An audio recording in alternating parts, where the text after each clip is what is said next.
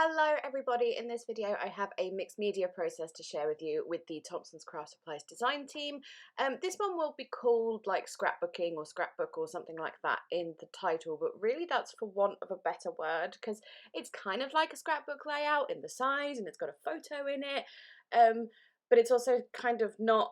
It's not any form of memory keeping, it's going to be a sort of decorative piece. As you can see, I'm going to mount my main paper here on a 12 by 12 bit of heavy card, which came in some packaging or something, I'm not entirely sure. And it's even fan art in a way. It's basically a little ode to one of my favourite films of all time, The Labyrinth. I was editing the previous video I did with this kit from Thompson's Craft, and a song came up on my shuffle from the Labyrinth soundtrack, and I just had this brainwave of pairing the 13 Arts Victoriana paper pack and the Labyrinth in some way, shape or form. So that's what I'm doing. It's quite a longer video than usual because there are a lot of elements to this page that I'm doing. These clock pieces here, they were part of the inspiration as well. There's lots and lots of clocks, like it's a big theme in the Labyrinth. Now technically, for the big fans out there like myself, will go, well really they should be 13-hour clocks if you're going to be correct, but unfortunately you don't really tend to get 13-hour clocks in like craft supplies, so we'll just have to pretend that they are. So yes, these three clock pieces, wooden pieces, are from AB Studio. I covered them in a layer of gesso, and then I'm going to cover them with Fabrica Decoru metallic paint in antique gold. I'm going to be working with lots of different gold elements on this page, different gold paints and all sorts of things. So when that gold was on and dry, I wanted to add, make it look more distressed and older and things like that. So I have this set from Cosmic Shimmer, which was called like the patina effect set or something like that. It's 5 or 6 paints, I forget how many, in various different colours of patina, and what you do is you sort of dry stipple the paint on in layers. You're supposed to do the copper layer at the end for like the metallic-y finish, but I like doing the copper layer at the beginning and the end of the layers. So yeah, as I said, you really dry brush that on. There's, you know, like the turquoisey colour of patina and the dark tealy colour. There's lots of different ones to choose from. I don't always use all the different colours. And there's this sort of greyish green one which I'm using, but yeah, it's really important to dry brush them on, because if you wet brush them, needs to be a better phrase than that, but you know what I mean, it doesn't work as well. And because of the patina effect, the paints are slightly textured, that there's like slight little crumbliness in them, kind of like gesso. So I'm stippling those colours around the clock areas, kind of like in the little nooks and crannies between the numbers and stuff. One thing that you may have seen me do at the beginning was just kind of stare at that clock face and try and figure out what way round I should put the gesso on. I was like, I can't quite figure out. And then I realised, oh yeah, Roman numerals, that's how those work. And I had to make sure they were the right way round, because can you imagine the disaster if I'd done it the wrong way round and the Roman numerals were all backwards. Anyways, setting those aside to dry, I am going to prep my page. I had, you probably noticed, but once it was stuck down on my cardboard there, I covered the whole thing in a layer of clear gesso. And with that dry, I'm going to add various stamping in the background, some music notes, because I love the music in that film, so that's why I'm adding those. That was with Stays On ink in Stone Grey, and then some scripty writing with archival ink in Plum. Next up, some stenciling. This stencil is from Fabrica Decoru. It was in my kit. I'm using Nouveau embellishment mousse in Indian Gold to stencil this on, and just having the clock kind of in various places coming around the edges of the layout. It can be upside down, it can be sideways, it really doesn't matter. I was making sure to use only the Roman numeral ones on this stencil, because 2 of the other clocks are like slightly more modern clocks, and that's really not the effect I wanted to go for here. And then this other clock stencil, I can't remember where it's from. It was actually from my first ever design team kit from Thompson's Craft. Don't even know how long ago that was. So I highly doubt she still has it, but I've seen it around quite a lot. And I'm using Bow Bunny glitter paste, or might be called something else, but in the colour Licorice, and I really like the way that turns out, because the stencil as well has like little random numbers and stuff. And if you've seen the film, there's a couple of moments where like the main character is falling and there's like clock elements everywhere, so that kind of works really well for that. With all the stenciling dry, I'm going to add lots and lots of colour to the background. I started off using this Fabrica Decori Magic Paint in red wine, which I've said before in the previous video, kind of you can use it like a Brusho or a Lindy's Magicals. Just sprinkle your pigment on the page and then add water. I was letting it move around there, but I find with red, it's important not to let it go too drippy because then it looks a bit like blood, in my opinion. So kind of avoid any drippy things, unless that's the look you're going for, which, you know, is fine. But I wanted to tone that red down. And here I'm adding Distress Oxide in Iced Spruce. I don't know if you can see my photo there. It's right in the top right corner of the just the best character of all time. I'm completely in love with him, which is David Bowie as Jareth the Goblin King, like my first crush ever, about 4 years old when I first saw this film. Anyway, point being, in that picture, he has this sort of fabulous feather-themed outfit, which has kind of got a greyish blue tone, and I wanted to just add a little bit of that to the layout, so that's why I added that iced spruce all over the place. But then the red and that grey were just looking a bit blotchy, so I've added here, this is Dilutions in Slate Grey, and it looks really black and at the moment, but when you dry it, it's a much more grey colour, and it kind of just helped to blend that red and that bluish grey together a bit better. And then I wanted to add, this is Distress Spray Stain in Tarnished Brass. The spray function wasn't working, it's obviously blocked or something, but I was too lazy to sort it, so I was just adding really big droplets of it.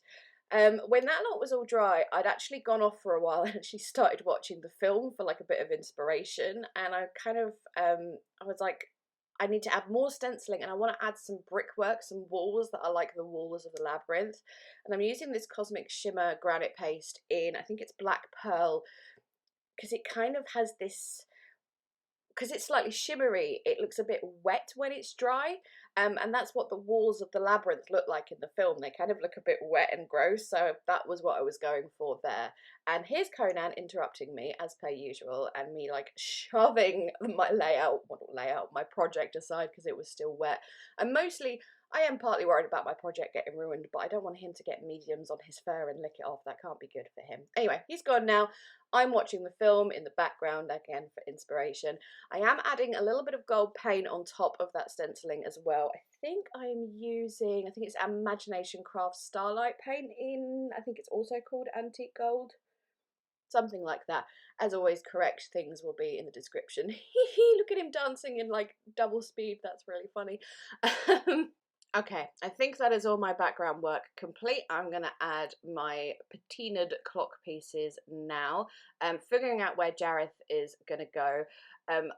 I printed off a picture, obviously just straight from the internet, of like my favourite scene in the movie, which is right at the very end, and he's just looking fabulous. And I'm going to use a line from the movie for like my title as well, and the line is he's wearing that outfit when he says it, so it does all make sense and goes together.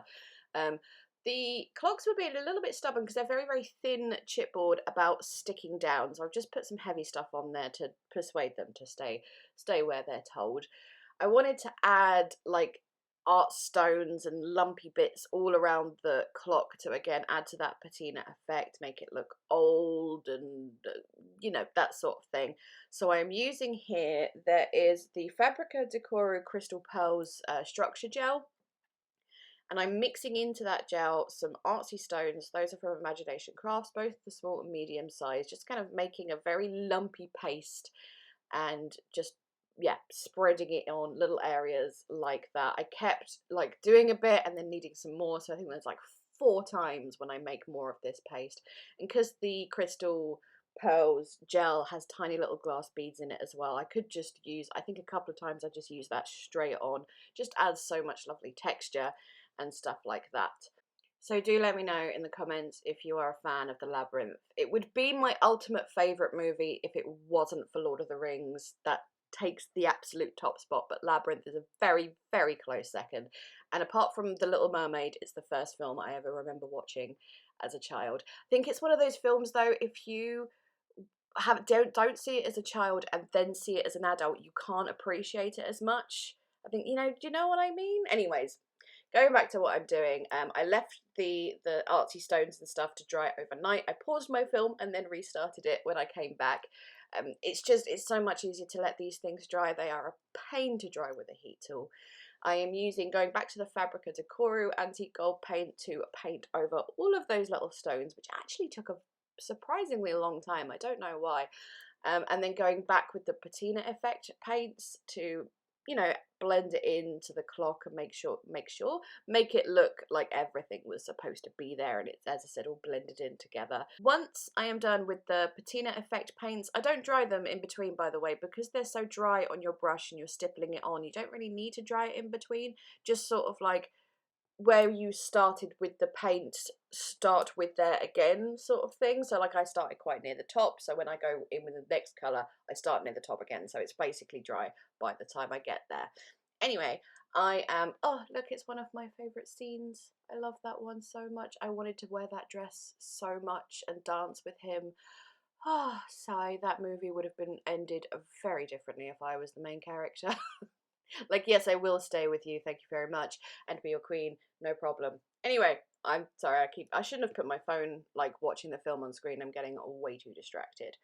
Point being, I grabbed some paper flowers from my stash, painted a lot of them gold, and then found some black ones as well, because gold and black theme I thought would work well.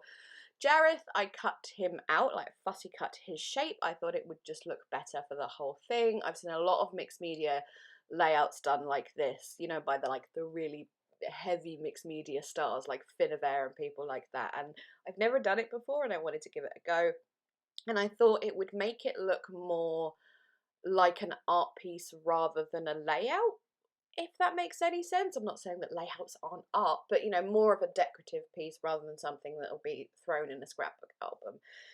Again, if that makes any sense.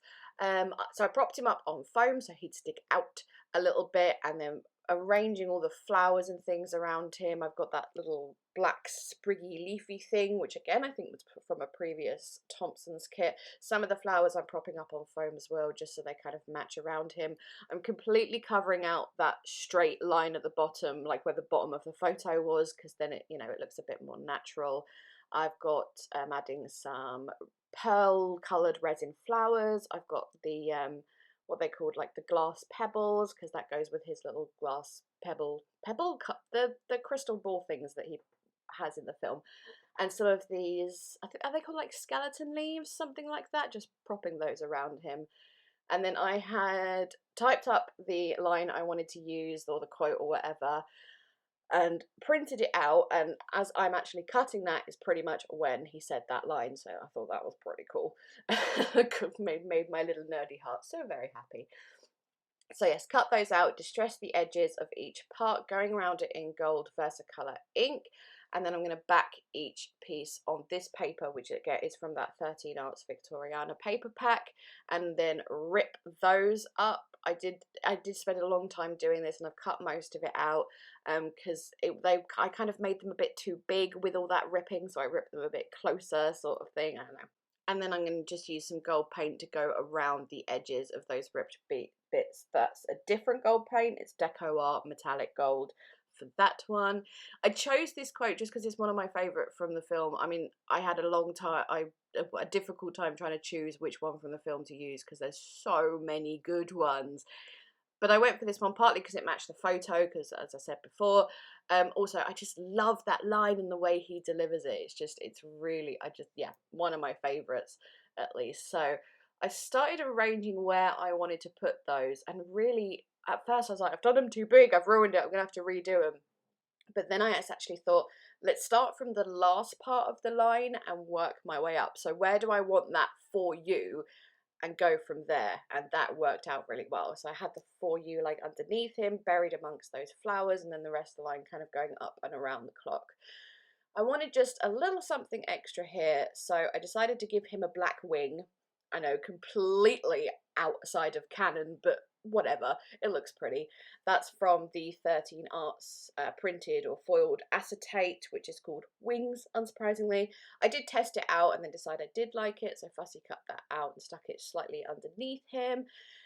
I'm adding Nuvo drops to the centre of the flowers. Please don't freak out that I'm putting navy blue drops in the gold flowers and it completely looks wrong. It's the glitter drops in Midnight Sky, and they come out navy blue but they dry completely black. And then it was stone drops in Gold Rush for the black flowers. And then of course many splatters, because I have to add all of the splatters as per usual, using my Winsor & Newton ink in white and gold, obviously covering up my bay there so I don't get any splatters on his beautiful face.